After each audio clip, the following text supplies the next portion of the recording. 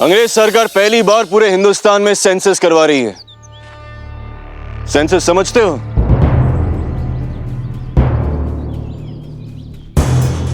Census यानी जनगणना, जनसंख्या की गिनती, जिससे ब्रिटिश सरकार को यह पता चल सके कि हिंदुस्तान में कितने लोग रहते हैं, कहां रहते हैं, कितने पैसे कमाते हैं, क्या काम करते हैं, उनका धर्म क्या है, उनकी जाति क्या है, उनमें से कितने अनपढ़ है, कितने लोगों ने शिक्षा प्राप्त की है, वगैरह वगैरह। लेकिन ये सारी जानकारी अंग्रेज सरकार को क्यों चाहिए? वो क्या करेंगे इसका? वही जो अब तक किसी ने नहीं किया, तुम सबका उद्धार, जिसका बीड़ा अंग्रेज सरकार ने उठाया। जैसे वो अपना देश चलाते हैं उसी तरह हिंदुस्तान पे शासन करके तुम सबके हालात सुधारना चाहते हैं। और तुम लोग को अपना दिमाग लगाने की ज्यादा जरूरत नहीं है। तुम लोग को जितना कहा जाए बस उतना ही करो। माका जी, कोंडा जी। जी साहब। काम शुरू कीजिए। तुम सबको एक एक करके उस डेरे में आना है, अपना नाम, पिता का नाम और ठिकाना बताना है। लेकिन सबसे पहले अपने अपनी जाति, अपने अपने धर्म के अनुसार ही अपना नाम लिखवाएंगे। चलिए। धर्म और जाति के हिसाब से गिनती? अरे साहब ने बताया ना आपको अभी कि सरकार को सारी जानकारी चाहिए। हाँ, लेकिन शिरडी में सब लोग अपने घर में अपने अपने ईश्वर की पूजा करते हैं, लेकिन यहाँ सबका धर्म एक ही है, मानवता। क्योंकि हमारे साईं का भी यही धर्म है। यहाँ जाति धर्म, ऊंच नीच, अमीर गरीब, स्त्री पुरुष, अनपढ़ ज्ञानी, किसी भी आधार पे कोई बंटवारा नहीं है यहाँ पे। हाँ साहब। हिंदुस्तान के किसी भी गांव या शहर में कोई भी सवाल नहीं उठा रहा है। तुम ही लोगों को बहुत शौक है क्या सरकार के काम में अड़ंगा लगाने का? कान खोल के सुन लो सब। तुम लोगों के लिए साई जो है वो है, लेकिन हमारे लिए वो कुछ भी नहीं। साई का गांव। जब पूरा हिंदुस्तान अंग्रेज सरकार का है तो ये शिरडी भी अंग्रेज सरकार की ही है। अब हमें हमारा काम करने दो, वरना दोबारा मुझे पुलिस बुलानी पड़ेगी। साहब, आप गुस्सा ना करें, आप अपना काम शुरू करें, सारे गांव वाले सहयोग करेंगे।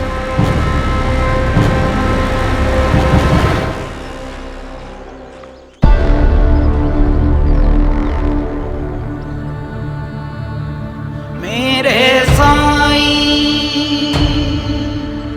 जपू साईं, मेरे साईं जपू साईं।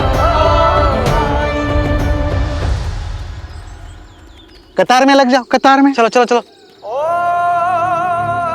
मुस्कुरा क्या रहे हो? जाके कतार में लग जाओ। केवल जनसंख्या गिनने तो नहीं आए हो।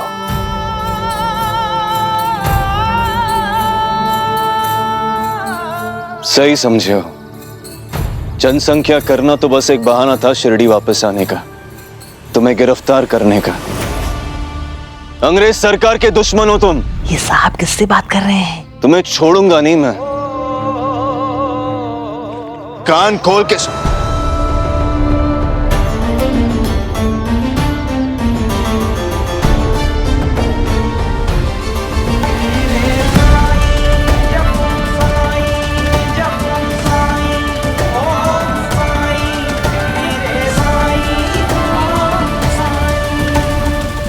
कतार में आओ, कतार में आओ सब। चलो चलो, कतार में आओ।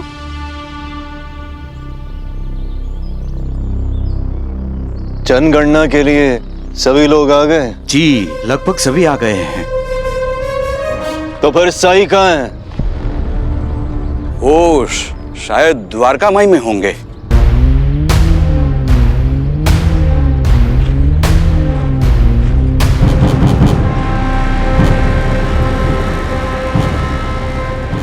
माका जी, कोंडा जी। जी साहब।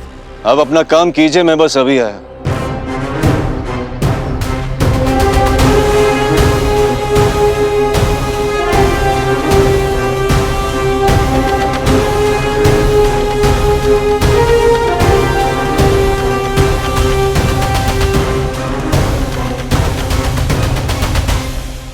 ये द्वारका माई का रास्ता यहीं से? ये यहाँ से ही। चलिए। आपको देख के लगता है आप भी साई भक्त हैं। सही पहचाना आपने। वैसे आपके साई शिरडी में रहते हैं, कहीं बार बार नहीं जाते? साईं रहते तो शिरडी में ही हैं, पर बहुत दूर दूर से लोग उनसे मिलने आते हैं। कहते हैं साईं ने उन्हें दर्शन दिए। साई का चमत्कार। हाँ बहुत से लोग आते हैं साई से मिलने।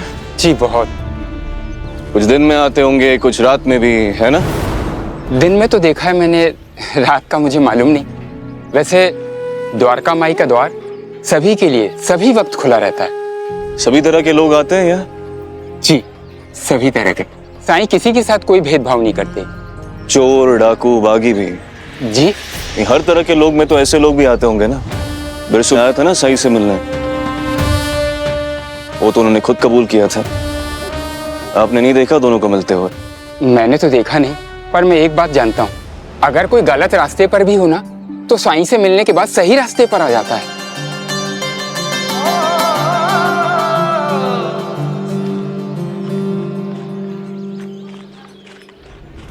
दादा, क्या पूछ रहे थे साहब? साईं के बारे में सवाल पे सवाल किए जा रहे थे। रानू जी, पता नहीं क्या दुश्मनी है इस आदमी की साईं से, समझ में नहीं आता है।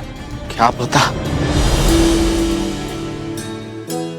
सब कहते थे कि मेरी माँ खो गई है, वो कभी लौट के नहीं आएगी।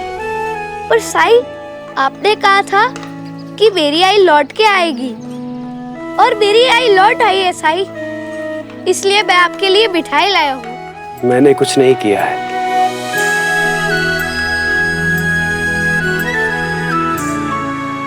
ये तुम्हारे ही अंतर्मन की शक्ति है, वही तुम्हारी आई को वापस लेकर आई है। लाओ,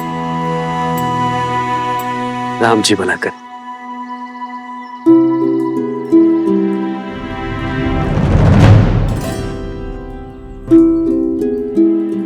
खोए हुए को ढूंढ लाने का चमत्कार भी कर लेते हो। तुम्हारा भी कोई खो गया है क्या? तुम जैसे ढोंगी खोए हुए को ढूंढ लाने का नहीं, बल्कि जो है उन्हें भी छीन लेने का काम करते हो।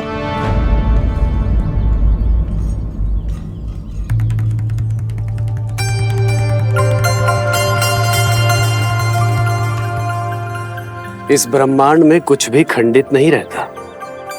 जो छूट जाए उनसे किसी न किसी तरह मिलन हो जाता है। जो टूट जाए वो किसी न किसी तरह जुड़ ही जाता है। मेरे साईं जपू साईं। तुमने मेरा चावड़ी आने का आदेश नहीं सुना? या शिरडी वासी हो ही नहीं इसलिए नहीं आए? वैसे हो कहां के तुम? हाँ, मूल स्थान क्या है तुम्हारा? वही जहां से प्रकृति का हर रंग आता है और लौट जाता है। यही तो करते हैं तुम जैसे लोग। सवाल कुछ पूछो, जवाब कुछ और देते हैं, और लोगों को लगता है कि वाह, कितनी कितनी गहरी बात कह दी। हाँ? उम्र कितनी है तुम्हारी? देह की उम्र कभी गिनी नहीं, और चेतना की उम्र गिन पाना संभव नहीं।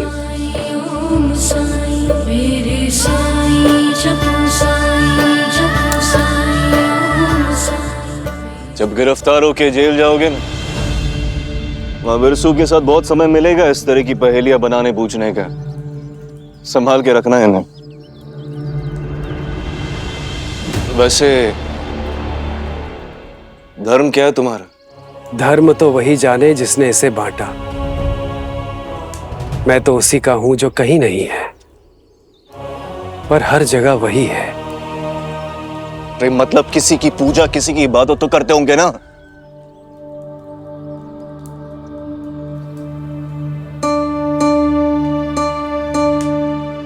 किसी भूखे के साथ अपना अन्न बांट लेना मेरी पूजा है।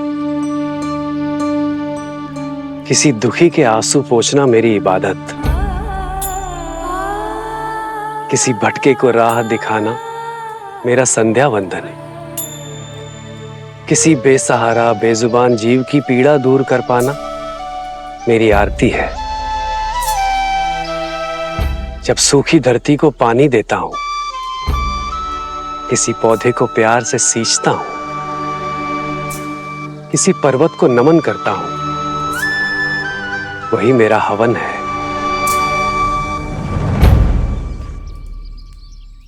खुद के बारे में कुछ अता पता नहीं और दावा करते हो दूसरों के खोए हुओं को ढूंढ लाने का। पाखंड की भी हद होती है साईं। तुम अपनी सच्चाई चाहे जितनी छुपा लो, लेकिन तुम्हारे सच तक पहुंच के रहूंगा मैं, क्योंकि मुझे मेरी मंजिल तक तो तुम ही ले जाओगे।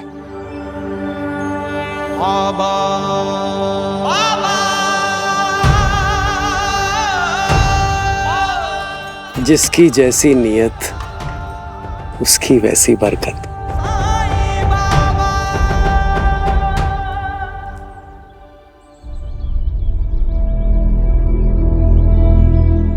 बहुत देर हो गए संडे साहब को द्वारका माई के अंदर गए हुए। पिछली बार तो गोली चलाई थी, पता नहीं इस बार क्या करेंगे। साहब, अब जब से मैंने होश संभाला है साई को ही शिरडी में ही देखा है। अब साई कहाँ से आए ये मेरे लिए बता पाना बहुत मुश्किल है साहब, माफ कर दीजिए। तुम नहीं जानते तो इसका मतलब ये नहीं कि कोई और भी नहीं जानता। साईं यहाँ पर बहुत बरस पहले आए थे, ध्यान में एकदम मग्न थे एक दरख्त के नीचे। जब हम सब ने उनको पहली बार देखा तब से साईं यहीं पर है। अरे नहीं अब्दुल, तुम्हें ठीक से नहीं पता है। मैं बताता हूँ। साईं आए थे लेकिन कुछ ही दिन में अचानक शिरडी से चले गए। मुझे याद है उस दिन शिरडी में बहुत भयंकर तूफान आया था, बहुत तबाही हुई थी। साईं कहाँ गए किसी को कुछ नहीं पता था। फिर अचानक कुछ सालों के बाद एक दिन शिरडी में साईं वापस लौटे और तब से यही हैं। उनका तो किसी को नाम भी नहीं पता था यहाँ पर। तो क्या साईं का नाम साईं नहीं है? अरे नहीं, वो नाम तो उन्हें मालसापति जी ने दिया था। जब पहली बार उन्होंने खंडोबा मंदिर में देखा था उन्हें, तो उनके मुंह से अनायास निकल गया, आओ साईं। और तब से हम सब उन्हें साईं कहने लगे। मस्जिद में रहते हैं वो, मंदिर में भी आरती करते हैं, हर धर्म ग्रंथ जानते हैं वो। साईं के लिए तो सब बराबर है, छूत अछूत ऊंच नीच का भेद शिरडी में साईं के आने के बाद सब मिट चुका है। जब साईं को सब कुछ मान लिया है साहब, तो और कुछ जानने की जरूरत ही नहीं रह गई। साहेब, साहेब, साहेब, शिरडी की लगभग सभी लोगों की जानकारी मिल गई है। हमने बहुत कोशिश की साहब, लेकिन साईं की जानकारी नहीं मिल पाई, इसीलिए हम लोग उसे खुद ही बुला लाए हैं। मुझे तो लगता है साहब दाल में काला है। अरे दाल में काला ही नहीं, पूरी दाल ही काली है। मुझे तो ये व्यक्ति संदिग्ध दिखाई देता है, और संदिग्ध व्यक्ति अंग्रेज सरकार के लिए बहुत ही खतरनाक है। उन्हें अगर जल्द से जल्द गिरफ्तार न किया जाएगा तो फिर दिक्कत हो जाएगा।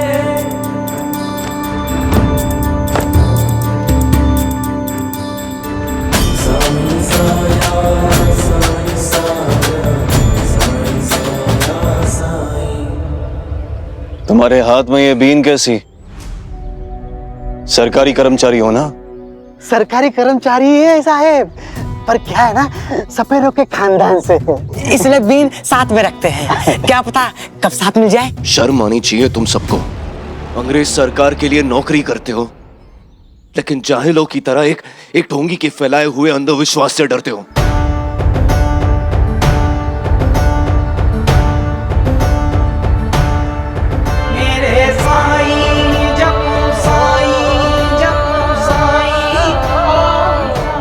अब कोई रास्ता बचा नहीं, गिरफ्तार तो करना ही पड़ेगा। अंतर्मन की एक इच्छा तो पूरी हुई। अंदर लेके आओ इसे। जी साहब। जी जी साहब। साईं चलिए।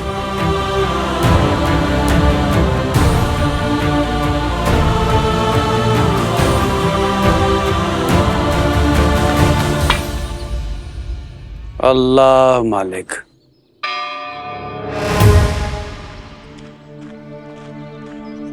मैं महर्षापति खंडोबा मंदिर का पुजारी हूँ। साईं को यहाँ क्यों लाए हो साहब? इसके बारे में कोई जानकारी नहीं हमारे पास, और ऐसे लोगों को संदिग्ध व्यक्ति की श्रेणी में डाला जाता है, इसलिए गिरफ्तार कर रहा हूं इसे। ऐसा कौन सा कानून है साहब जो कहता है कि अगर किसी इंसान के बारे में जानकारी ना मिले तो उसे गिरफ्तार कर लिया जाए? कानून मत सिखाओ मुझे। नहीं नहीं नहीं साहब, आप गलत समझ रहे हैं। जहां तक मुझे समझ में आ रहा है, जनगणना में लोगों की गिनती होनी चाहिए साहब। जैसे आप सबको पता है कि हमारे साईं शिरडी में रहते हैं, द्वारका माई में रहते हैं, तो शिरडी की जनसंख्या में उनका नाम भी शामिल होगा। बाकी उम्र, धर्म, जात ये जानकारियां न मिलना गिरफ्तारी का आधार तो नहीं बन सकता सा, और किसी भी किताब में ऐसा नहीं लिखा होगा।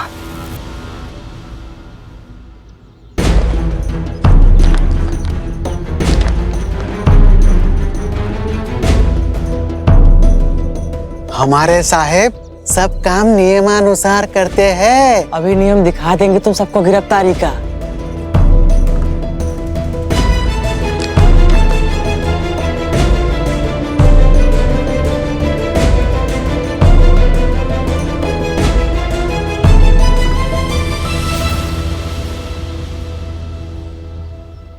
क्या लिखा है शेंडे साहब इसमें? साहेब गिरफ्तार कर सकते हैं ना?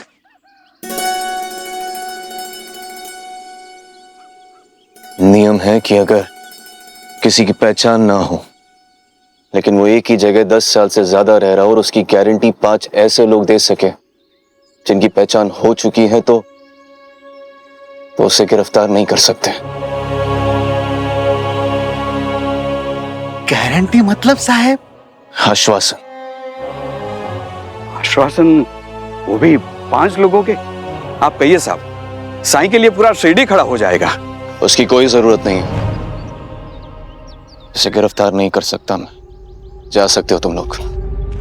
नाका जी, कोंडा जी, जल्दी से अपना काम खत्म करिए, अहमदनगर के लिए निकलना है। जी साहब।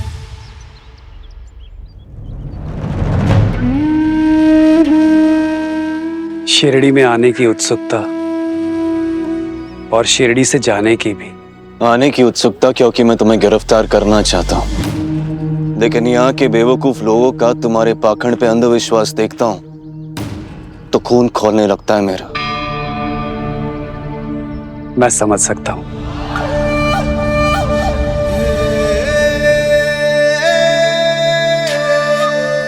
मैं एक पल भी यहाँ रुकना नहीं चाहता, काम जल्दी खत्म करो।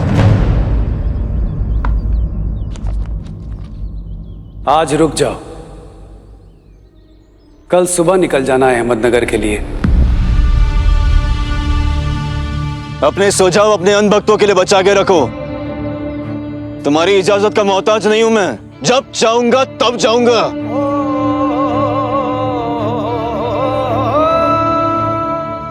राम जी भला करे।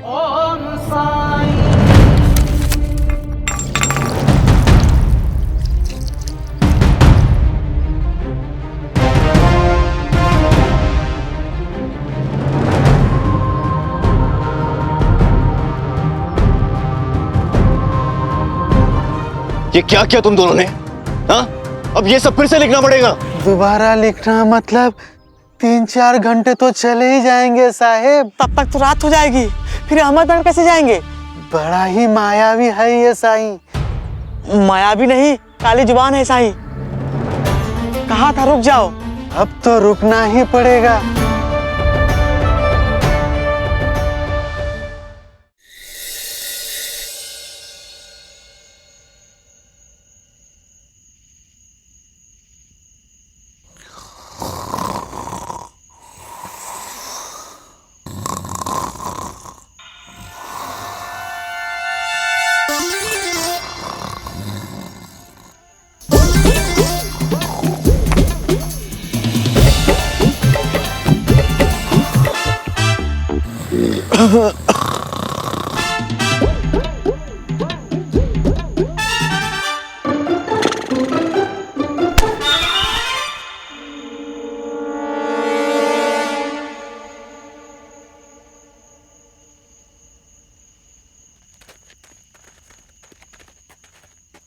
मुझे पता चला है कि आज रात आप लोग यहीं पर रहने वाले हैं, इसलिए मैं आपके लिए ये खाना लेकर आया हूँ।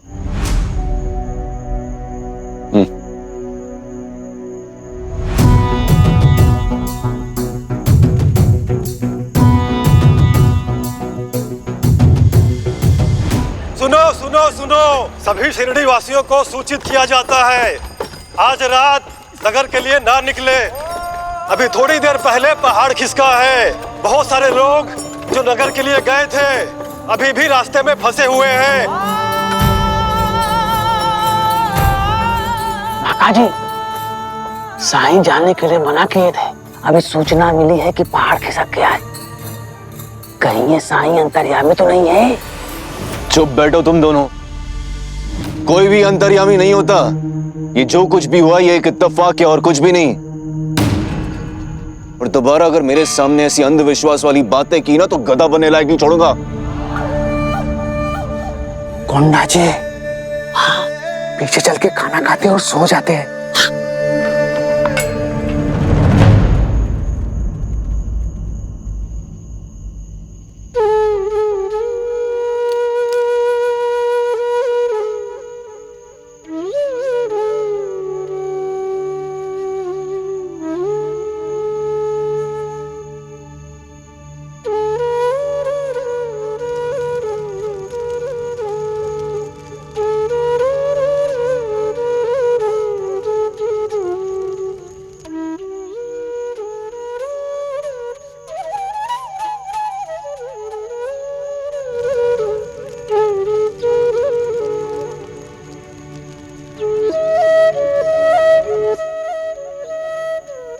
ये साई इतनी हाथ की सफाई करता कैसे है?